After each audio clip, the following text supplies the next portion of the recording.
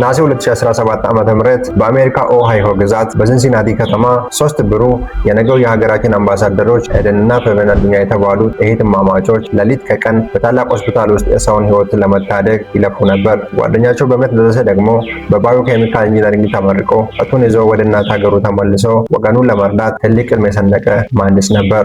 ነገር ግን በአንድ እሁድ ከሰዓት የሁሉ ተስፋ የሁሉ የቤተሰብ ኩራት በአንድ ጨካኝ ሰው የጥይት እሳት አመድ ሆኖ ቀረ። ይህ ታሪክ ተራ ወንጀል አይደለም። ግድያው ከመፈጸሙ ከ23 ቀናት በፊት ለሕግ አስከባሪዎች የተደረገ የአስደንጋጭ ስልክ ጥሪ እናም ፖሊስ አስቀድሞ ሊያስቆመው ይችል የነበረውን አደጋ ችላ በማለቱ የተከሰተ የብዙዎችን ልብ በቁጭት የተሰበረ ታላቅ ወንጀል ነው። እህትማማቾቹ ኤደን አዱኛ የ22 ዓመት፣ ፌቨን አዱኛ ደግሞ የ20 ዓመት ወጣቶች ነበሩ። ከዓመታት በፊት ከኢትዮጵያ ተነስተው በአሜሪካ ሀገር ካለው አጎታቸው ጋር አዲስ ሕይወትን ጀመሩ። በትጋታቸውም በከተማው በሚገኘው ታዋቂው ጉድ ሳማርታን ሆስፒታል ውስጥ ተቀጥሮ መስራት የጀመሩ ሲሆን ሁለቱም በሕክምናው ዘርፍ የላቀ ደረጃ ላይ ለመድረስ ይታገሉ ነበር። የ27 ዓመቱ በእምነት ደረሰ ደግሞ በዘርፉ እጅግ የተመሰገነ ለቁም ነገር የሚቆጠር ጎበዝ መሐንዲስ ነበር። ነገር ግን ሳሙኤል ታይለር ኤሪክሰን የተባለው የ26 ዓመት አሜሪካዊ ወጣት ወደ ሕይወታቸው ሲገባ ይህ ሁሉ የሰላም ድባብ ወደ አስፈሪ ጨለማ ተቀየረ። ሳሙኤል ከእህትማማቾቹ አንዷ በሆነችው በኤደን ላይ ከፍቅር ያለፈ አደገኛ የሆነ የአእምሮ መታወክ ወይም ኦብሴሽን በሚባለው ወይም ደግሞ ራስን መቆጣጠር አለመቻል አድሮበት ነበር። ይህ ስሜቱ ግን ከጊዜ ወደ ጊዜ እየከረረ ሄዶ ወደማይቋረጥ ዛቻና ማስፈራሪያነት ተለወጠ። ብዙዎች የማያውቁት የሟች ቤተሰቦችን እስከ ዛሬ ድረስ በቁጭት የሚያናደው ትልቅ ምስጢር ይህ ነው። ግድያው ከመፈጸሙ በትክክል 23 ቀናትን ቀደም ብሎ ነሐሴ 2 ቀን ወደ አሜሪካ የድንገተኛ አደጋ ጥሪ 911 ትደውላለች። ሳሙኤል እጅግ አስፈሪ የሆነ የጽሑፍ መልእክቶችን ይላክላት እንደሆነ የራሱን ሕይወትም ለማጥፋት እያሰበ እንደሆነና በቅርቡ መሳሪያ እንደገዛ ለፖሊስ በስጋት ትናገራለች። እሷ የፈለገችው ፖሊስ ይህንን ሰውዬ እንዲያስቆምላት ነበር። የሃምልተን ካውንቲ ሸሪፍ ፖሊሶች የሳሙኤልን ቤት ድረስ በመሄድ የጤንነት ምርመራ አድርጎ ነበር። የሳሙኤል ወላጆችን አነጋግረው ልጃችሁ መሳሪያ ገዝቷልና በጥንቃቄ ተቀብላችሁ ቆልፉበት ብሎ መክሮ ተመለሱ። ነገር ግን ይህንን አደገኛ ሰው በቁጥጥር ስር አላዋሉ ነበር ወይም ለኤደንና ለፌቨን የሚሆን በቂ ደህንነት ጥበቃ አልሰጡም። ይህ የፖሊስ ቸልተኝነት ከ23 ቀናት በኋላ ለሚመጣው አስከፊ እሁድ በሩን በሰፊው ከፈተ።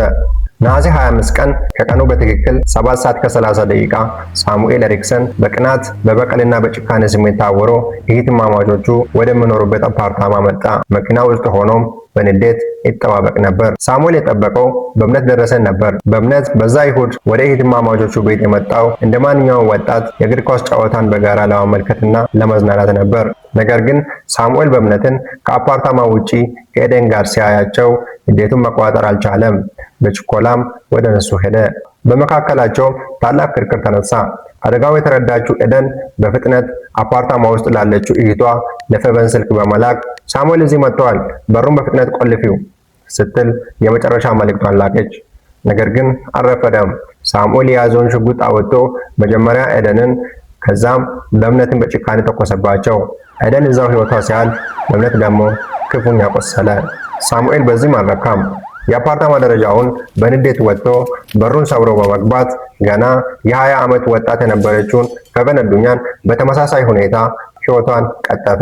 ይህንን ሁሉ አሰቃቂ ድርጊት ከፈጸመ በኋላ ሳሙኤል ራሱ ላይ ተኩሶ ሕይወቱን ለማጥፋት የሞከረ ሲሆን ከተወሰኑ ቀናት በኋላ በሆስፒታል ውስጥ ሕይወቱ አለፈ። ይህ ታሪክ በመላው አሜሪካና በኢትዮጵያ የሚኖሩ ማህበረሰብ ትልቅ ቁጣን አስነሳ። ወጣቶች የሚሰሩበት ሆስፒታል በሁለቱ ውድና ታታሪ ሰራተኞቻችን ሞት ልባችን ሰብረዋል የሚል የሐዘን መግለጫ አወጣ። የበእምነት ወላጆች ግን ዛሬም ድረስ በታላቅ የቁጭት እንባ ውስጥ ናቸው። በእምነት ከተተኮሰበት በኋላ ወደ ሆስፒታል ተወስዶ እስከ ከሌሊቱ 7 ሰዓት ድረስ ሕይወቱ ለማዳን ሲታገሉ ፖሊስም ሆነ ሆስፒታሉ ለቤተሰቦቹ በፍጥነት አልደወሉም። ልጃችን በባዕድ ሀገር በብቸኝነት ሕይወቷ እስክታልፍ ድረስ ማንም አጠገቡ አልነበረም ሲሉም በለቅሶ ይናገራሉ። ዛሬ በሲንሲናቲ ስቴት ኮሌጅ ለእነዚህ 3 ወጣቶች መታሰቢያ የሚሆን የትምህርት ዕድል ወይም ስኮላርሺፕ ፋንድ ተቋቁመዋል። ሕልማቸው በአጭር ቢቋጭም ስማቸው ግን በክብር ይኖራል። ውድ ተመልካቾቻችን ይህ አሳዛኝ ታሪክ ትልቅ ትምህርት ይሰጠናል። በሚቀጥለው እውነተኛ ወንጀል ታሪክ እስክንገናኝ ሰላም።